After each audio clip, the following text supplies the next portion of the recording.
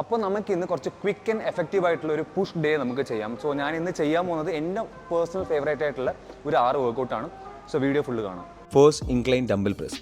നിങ്ങൾ workout start ചെയ്യുമ്പോഴത്തേക്കും first set ഒരു വാമപ്പ് സെറ്റ് കൊടുക്കുക. വാമപ്പ് സെറ്റിൻ്റെ വെയിറ്റ് എന്ന് പറയുമ്പോഴത്തേക്കും ഫോർ എക്സാമ്പിൾ ഒരു 50 to 80% of your working set weight എടുക്കുക. എന്നിട്ടൊരു 15 റെപ്സ് പുഷ് ചെയ്യാൻ നോക്കുക. ബാക്കിയുള്ള 3 വർക്കിംഗ് സെറ്റ് നിങ്ങൾ 2 RIRലും അതേപോലെ ടെമ്പോ 311ൽ ചെയ്യാൻ നോക്കുക.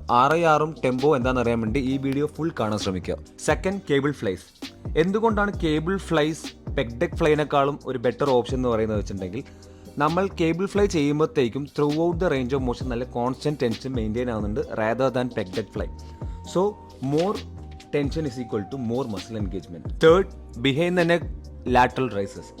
ഞാനിവിടെ ഡി ഹാൻഡിലാണ് യൂസ് ചെയ്തിരിക്കുന്നത്, ബട്ട് നിങ്ങൾ കഫ് യൂസ് ചെയ്യുകയാണെങ്കിൽ കൂടുതൽ മസിൽ എൻഗേജ്മെൻറ്റ് ഉണ്ടാവും. Fourth, chest assisted dumbbell lateral rises.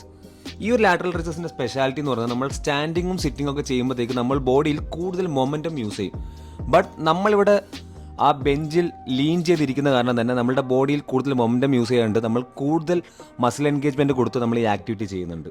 Fifth, over head rope extension. ഈ വർക്കൗട്ട് ചെയ്യുമ്പോഴത്തേക്കും നമ്മൾ കൂടുതലും ഫോക്കസ് ആവുന്നത് long head of the triceps ആണ്. ആൻഡ് എല്ലാ വർക്കൗട്ട് ചെയ്യുമ്പോഴും നമ്മളുടെ കോൺസെൻട്രിക് ഫേസും എക്സെൻട്രിക് ഫേസും നല്ലപോലെ ഫീൽ ചെയ്ത് ചെയ്യുക. Have A great mind muscle connection. Sixth, rope tricep push down. നമ്മൾ ഈ ട്രൈസെപ്പ് പുഷ് ഡൗൺ ചെയ്യുമ്പോഴത്തേക്കും റോപ്പിൽ ചെയ്യുമ്പോൾ നമ്മൾ കൂടുതൽ ഫോക്കസ് ആവുന്നത് ലാറ്ററൽ ഹെഡ് ആണ്.